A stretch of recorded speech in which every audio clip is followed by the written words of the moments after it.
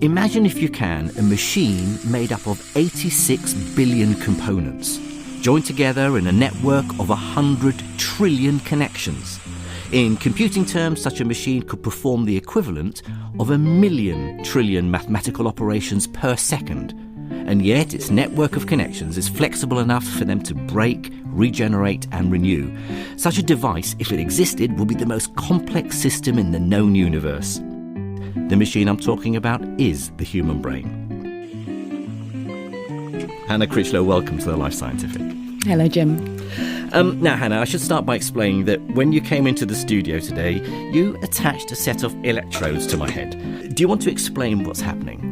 Yeah, so I've hooked you up to an EEG machine and we're analysing the electrical activity that's going on within your brain. So you talked about these 86 billion units within the brain, these nerve cells, and they actually produce electrical currents, if you like, because they pump sodium and potassium ions in and out of the cell membrane, and that pumping of charged ion basically creates an electrical current which zips across from one nerve cell to the next nerve cell in the circuit.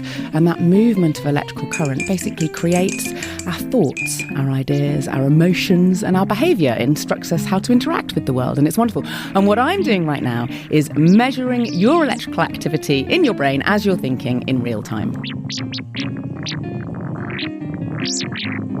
So the sounds we're listening to now are the sounds of my thoughts. They are. So I've transduced the potential difference in millivolts of your brain, if you like, into hertz that are audible to the listener's ear, so that we can listen to that wonderfully jubilant kind of process that's going on in your brain. And it's dancing all over the place, I'm isn't thinking happy thoughts, Hannah, honestly.